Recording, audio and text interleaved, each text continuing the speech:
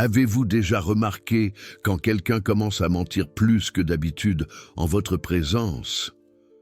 Quand les compliments sonnent creux, mais que les critiques déguisées en plaisanterie se font plus fréquentes? Cette sensation désagréable que quelque chose a changé sans que vous puissiez mettre le doigt dessus exactement? Carl Jung, l'un des plus grands psychologues de l'histoire, a consacré des décennies à étudier les ombres de la psyché humaine. Et il a découvert quelque chose de perturbant. L'envie se manifeste rarement de manière frontale. Elle se cache, elle se dissimule, elle se manifeste à travers des mensonges si subtils que souvent, la personne envieuse elle-même ne reconnaît pas ce qu'elle fait. Et pire encore, pendant que vous essayez d'être généreux en accordant le bénéfice du doute, ces petites toxines vont s'accumuler et empoisonner la relation. Jung a révélé que l'envie est l'une des émotions les plus destructrices qui soient, parce qu'elle attaque directement le moi. Quand quelqu'un vous envie, ce n'est pas seulement une question de vouloir ce que vous avez, c'est ne pas supporter que vous l'ayez. C'est la douleur psychologique que votre bonheur, votre succès ou vos qualités causent chez une autre personne. Et comme cette douleur est intolérable pour le moi, l'inconscient crée des mécanismes de défense. Le principal, le mensonge. Des mensonges sur vous, des mensonges pour vous, des mensonges pour soi-même. Dans cette vidéo, vous allez découvrir les 7 signes que Carl Jung a identifiés comme révélateurs d'une envie déguisée. Des signes qui apparaissent dans les sous-entendus des conversations, dans les gestes presque imperceptibles, dans les histoires qui ne collent pas. Parce que la vérité est celle-ci. Celui qui vous envie ne va pas arriver et l'admettre. Mais il va laisser des traces, et vous devez apprendre à les reconnaître pour vous prémunir. Avant de continuer, je dois dire quelque chose que Jung a souligné dans toute son œuvre. Reconnaître l'envie ne consiste pas à devenir paranoïaque ou à se méfier de tout le monde. Il s'agit d'honorer votre perception. Il s'agit d'arrêter de vous sentir coupable de ce malaise inexplicable que vous ressentez près de certaines personnes. Vous n'êtes pas en train d'imaginer des choses. Vous captez des signes réels que votre esprit conscient refuse encore de traiter. Parce que qui a envie de croire qu'il est envié? La vérité est que l'envie est douloureuse pour les deux camps. Pour celui qui envie, c'est un tourment constant. Pour celui qui est envié, c'est confus et destructeur. Mais la connaissance est une protection, et vous méritez de savoir la vérité sur ceux qui vous entourent.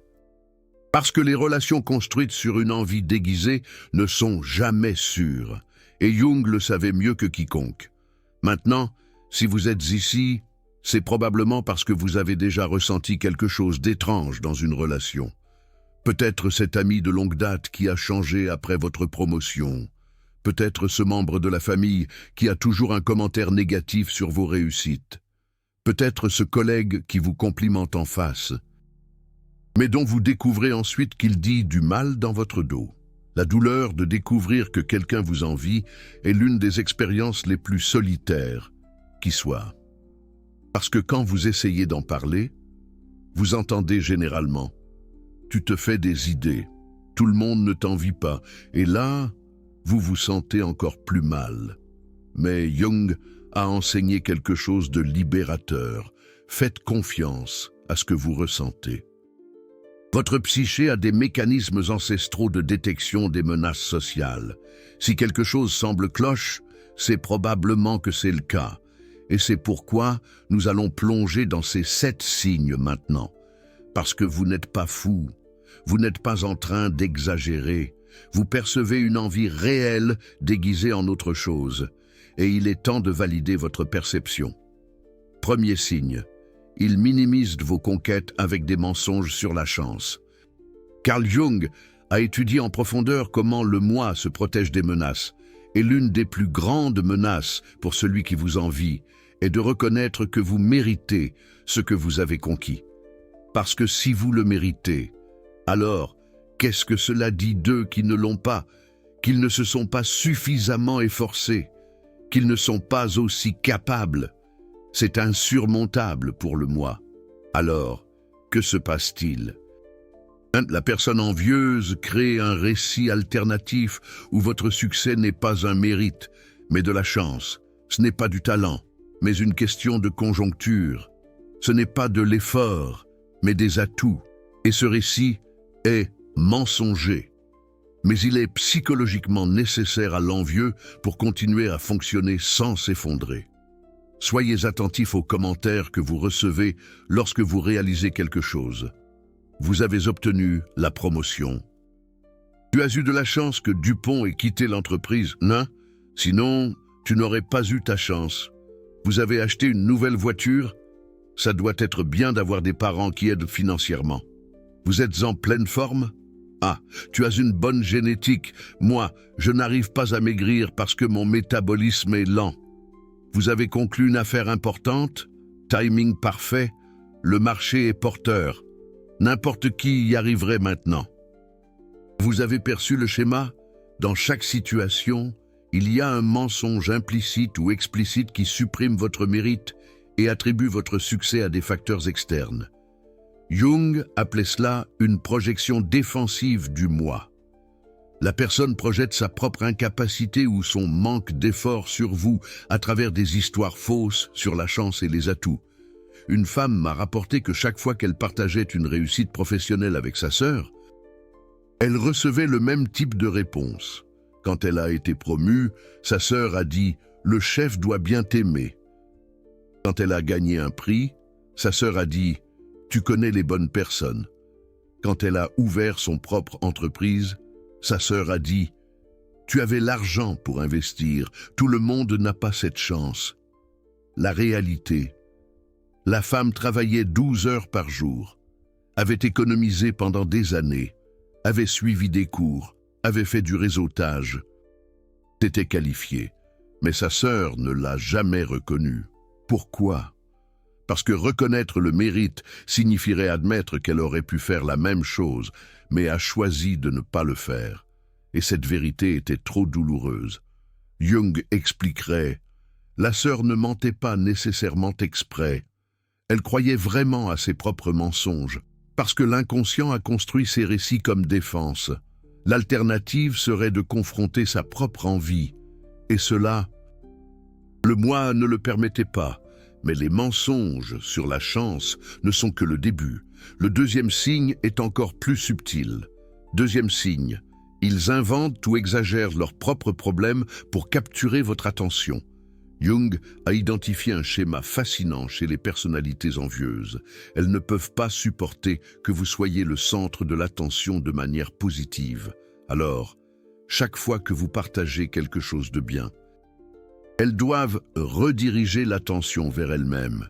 Et comment font-elles cela? À travers des problèmes inventés, exagérés ou parfaitement chronométrés. Cela arrive parce que, pour celui qui vous envie, votre bonheur est une menace. Votre lumière éclipse leur existence. Alors, ils doivent créer une crise qui vous oblige à arrêter de briller et à commencer à les consoler. C'est de la manipulation émotionnelle déguisée en vulnérabilité. Voyez comment cela se manifeste dans la pratique. Vous annoncez que vous allez vous marier. La personne envieuse partage immédiatement qu'elle traverse une crise de couple et a besoin de se confier. Vous recevez une promotion. La personne envieuse raconte qu'elle risque d'être licenciée et qu'elle est désespérée. Vous publiez une photo joyeuse. Avez-vous déjà remarqué que la personne envieuse commente un simple « tant mieux pour toi » avec un ton sarcastique ou vous envoie un message en se plaignant d'aller très mal et qu'elle a besoin de parler immédiatement? Le timing, jamais une coïncidence. Carl Jung nous a appris que l'inconscient est d'une précision chirurgicale. La personne envieuse n'a peut-être pas conscience de ce qu'elle fait, mais son inconscient sait exactement quand agir pour voler votre moment de bonheur, pour capturer l'attention.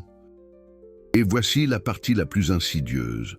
Souvent, les problèmes sont réels, mais exagérés, ou bien ils sont anciens, mais mentionnés uniquement à ce moment précis, ou encore ils sont mineurs, mais dramatisés.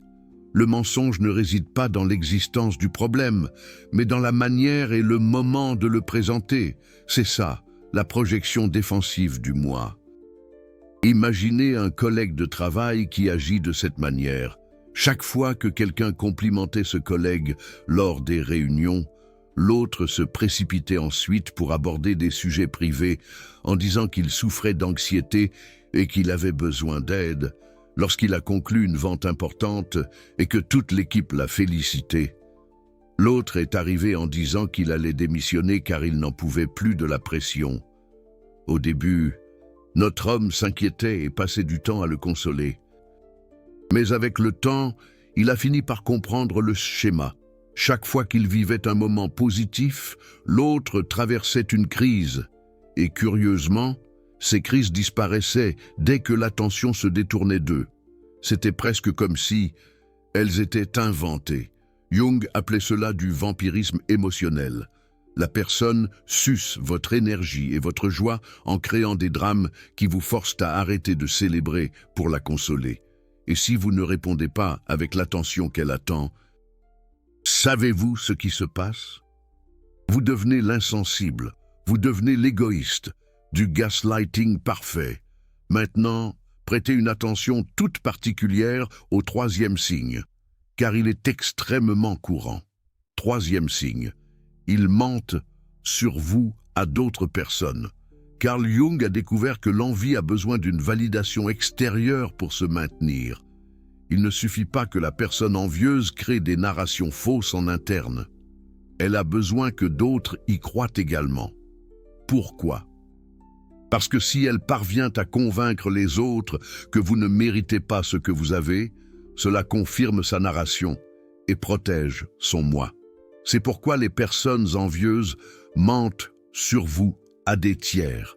Et ces mensonges sont particulièrement dangereux, car vous ignorez souvent qu'ils se produisent, jusqu'à ce qu'il soit trop tard.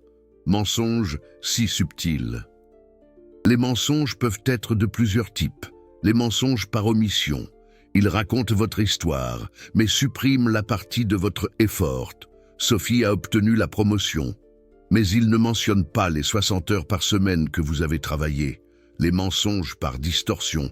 Ils prennent quelque chose que vous avez dit et en déforment le contexte.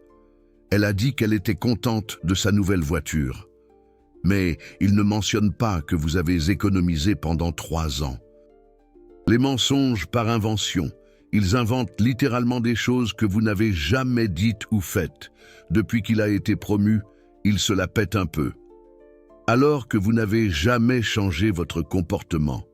Jung expliquait que ces mensonges servent un objectif psychologique profond, créer une réalité alternative où vous ne méritez pas l'envie, car vous n'êtes pas si spécial que ça. Si ils réussissent à semer le doute sur vous chez d'autres personnes, cela valide leur envie. Vous voyez, je ne suis pas le seul à penser qu'ils ne le méritent pas. Prenons l'exemple de Camille. Elle a découvert par hasard qu'une amie répandait des mensonges sur elle.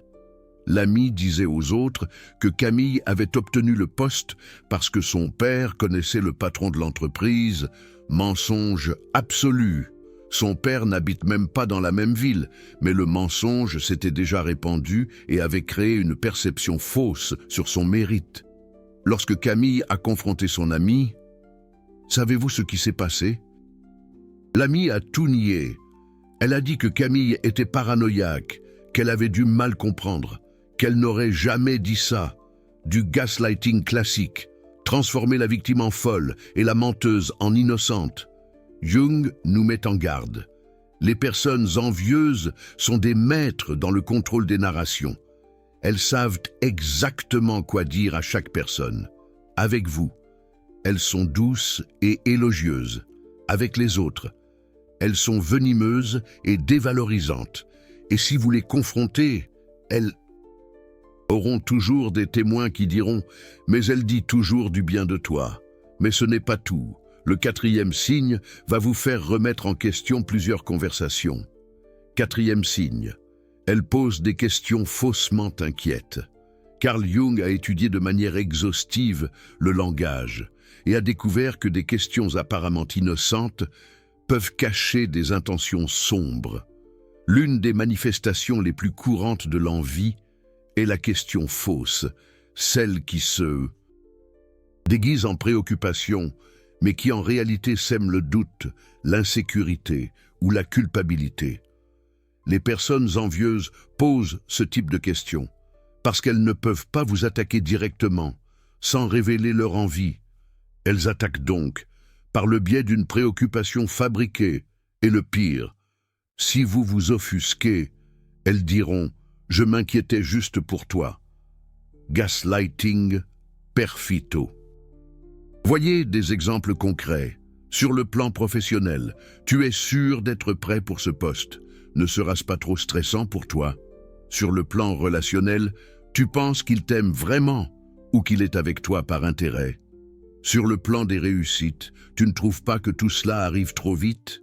Et si ça ne marche pas?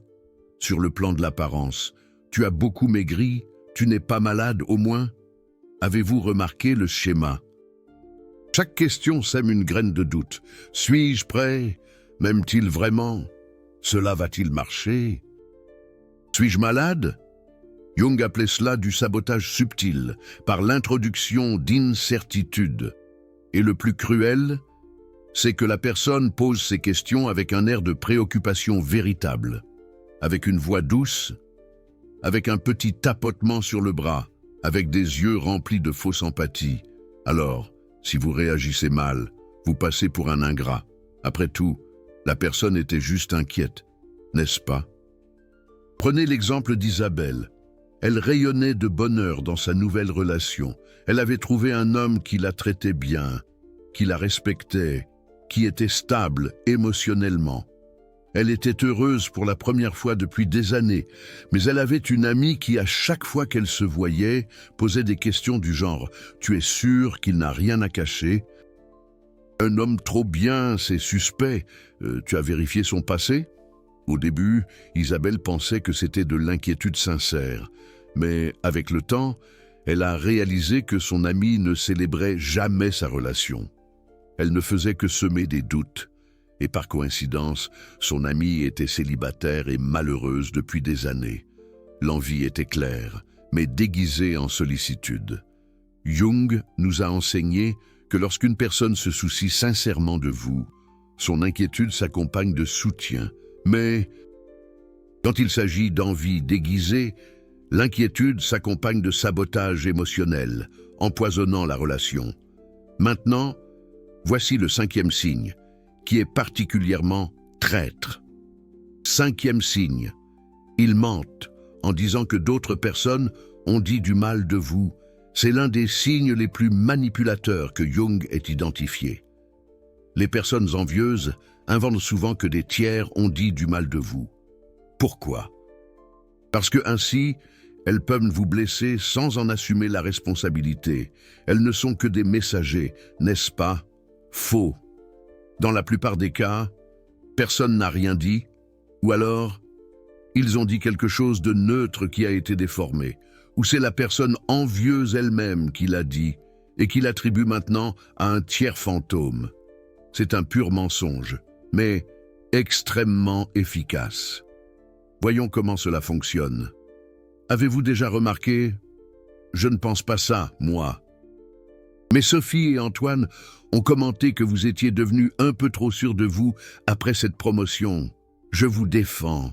Mais certains disent que vous avez obtenu ce poste parce que vous avez des pistons. Ne le prenez pas mal. Mais j'ai entendu dire que certains pensent que vous avez changé depuis. Avez-vous remarqué la structure? Ça commence toujours par « je ne pense pas ça » ou « ne le prenez pas mal », mais et puis vient le coup de poignard. Attribué à des personnes sans nom, certains, des gens, quelques personnes. Qui? Personne ne le sait. Parce qu'il n'existe probablement pas. Carl Jung appelait ça la triangulation fantôme.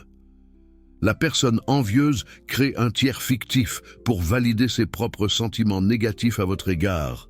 Et par la même occasion, elle vous rend paranoïaque en vous faisant vous demander qui peut bien vous critiquer dans votre dos. Un homme connaissait un collègue qui faisait ça tout le temps.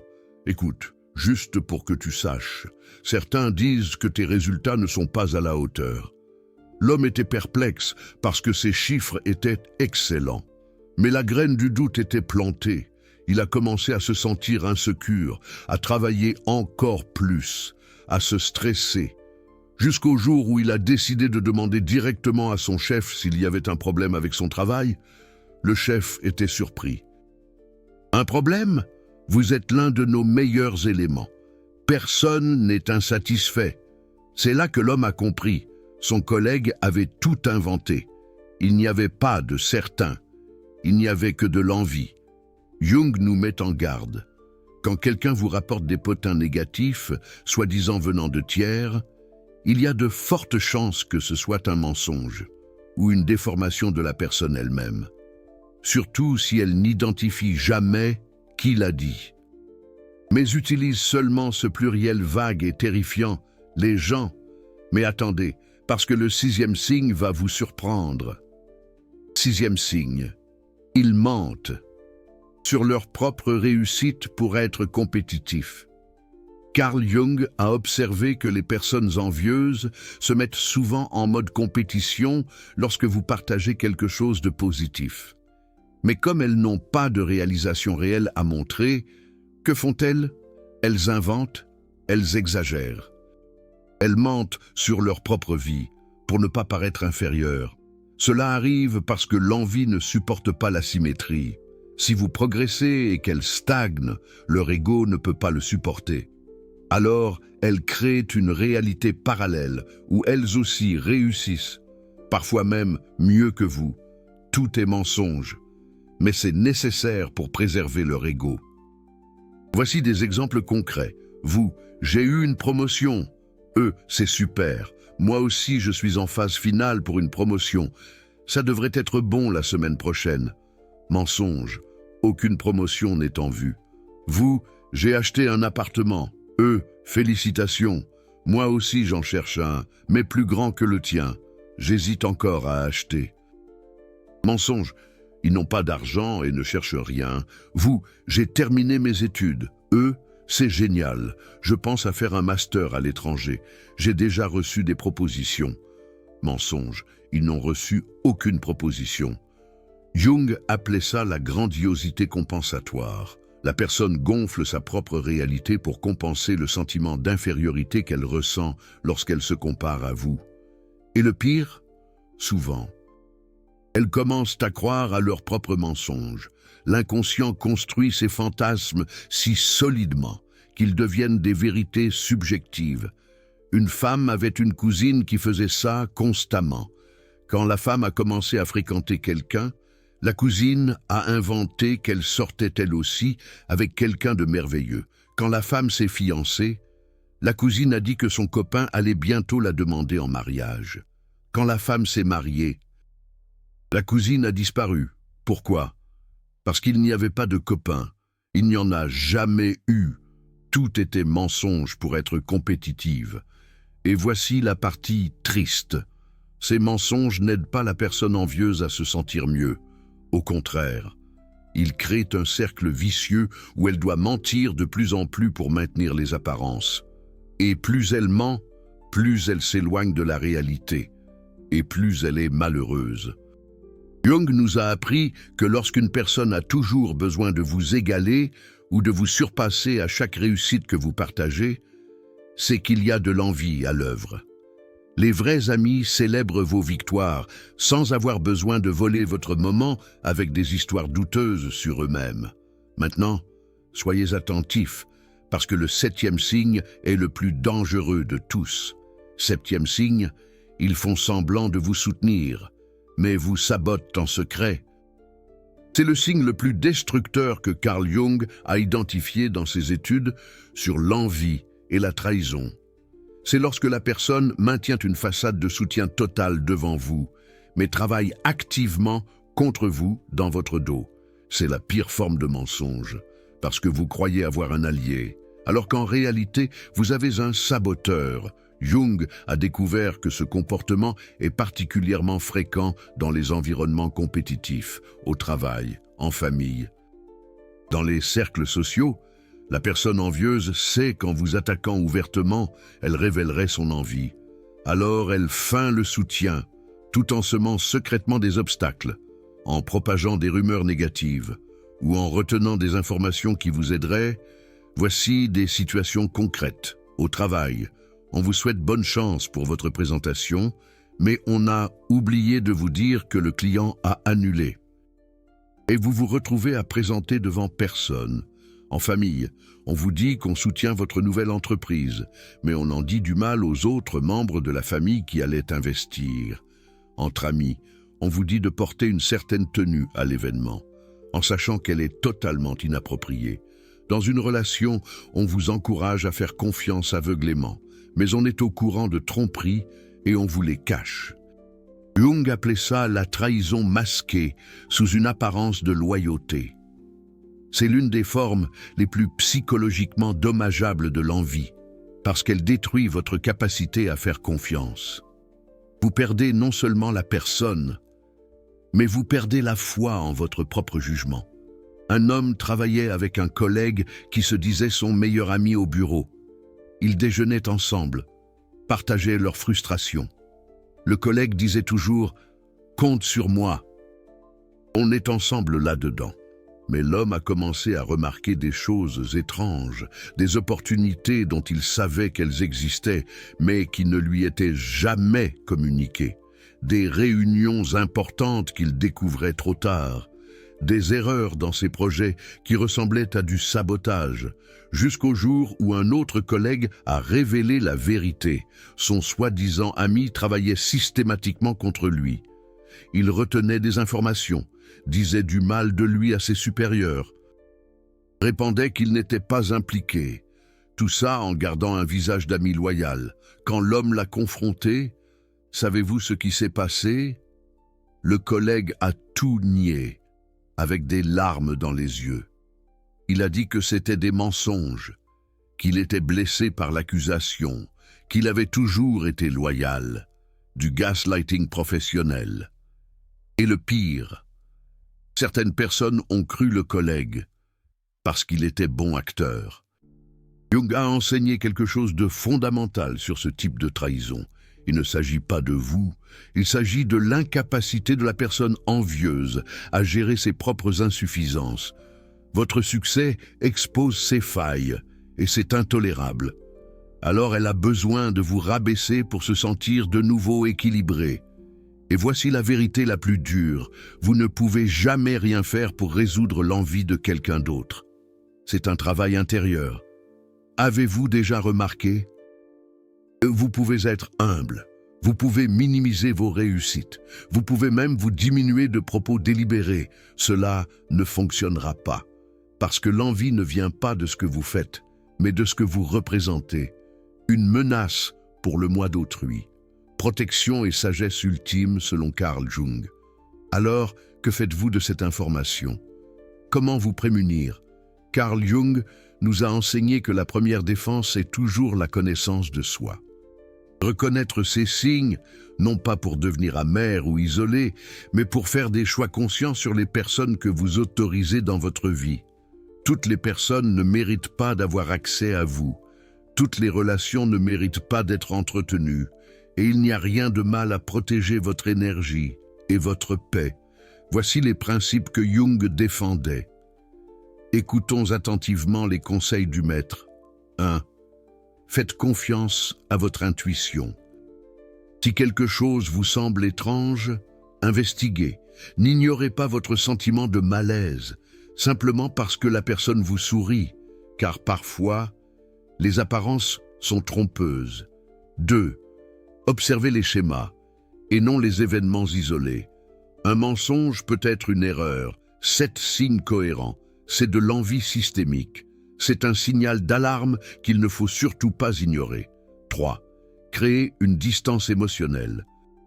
Vous n'avez pas besoin de couper les ponts totalement, mais ne partagez pas vos vulnérabilités avec ceux qui manifestent ces signes. Protégez votre jardin intérieur et n'y laissez entrer que les âmes bienveillantes. 4. Ne confrontez pas en espérant un changement. Les personnes envieuses admettent rarement qu'elles le sont. La confrontation sert à votre propre clarté, pas à les faire changer, car l'introspection, c'est un chemin que chacun doit faire seul. 5. Célébrez vos victoires avec ceux qui vous aiment véritablement. Ne gaspillez pas vos réussites avec ceux qui vont les minimiser. Entourez-vous de personnes qui se réjouissent de votre bonheur et qui vous soutiennent dans vos projets. 6. Ne vous diminuez pas pour que les autres se sentent mieux. Votre lumière n'a pas à s'éteindre pour que les autres brillent. Affirmez-vous et rayonnez de votre propre éclat. 7. Rappelez-vous, l'envie en dit plus sur celui qui la ressent que sur celui qui en est la cible. Ce n'est pas que vous êtes de trop, c'est qu'ils se sentent de moins. C'est leur problème, pas le vôtre. Jung a passé sa vie à étudier les profondeurs de la psyché humaine, et l'une de ses découvertes les plus importantes a été celle-ci. Nous ne pouvons pas contrôler ce que les autres ressentent à notre sujet. Nous pouvons seulement contrôler la façon dont nous répondons et qui nous choisissons de garder près de nous. C'est une question de choix et de responsabilité. Si vous avez identifié ces 7 signes chez quelqu'un, vous n'êtes pas fou. Vous êtes perspicace. Votre inconscient a capté des mensonges que votre esprit conscient a tenté de rationaliser. Et maintenant vous avez la connaissance. La connaissance est un pouvoir. La connaissance est une protection. Utilisez-la avec sagesse. N'ayez jamais peur de faire confiance à votre intuition. L'envie existe, le mensonge existe. Des personnes vont vous diminuer pour se sentir plus grandes. Mais vous n'avez pas à participer à ce jeu. Vous pouvez choisir la paix. Vous pouvez choisir l'éloignement. Vous pouvez choisir les personnes qui célèbrent réellement qui vous êtes. C'est votre droit le plus strict. Et rappelez-vous l'enseignement final de Carl Jung. L'ombre finit toujours par fuiter. Peu importe à quel point ils essaient de la cacher, peu importe à quel point ils mentent, la vérité sur qui sont réellement les gens finit par se révéler. Votre travail n'est pas d'exposer qui que ce soit. Votre travail est de vous protéger, d'honorer votre parcours et de continuer à briller. N'oubliez jamais votre valeur, parce que votre lumière dérange ceux qui ont choisi de vivre dans l'obscurité. Mais cela n'a jamais été, et ne sera jamais, une raison de l'éteindre. Brillez et laissez les envieux gérer leurs propres ombres. Vous n'êtes pas responsable de leur mal-être.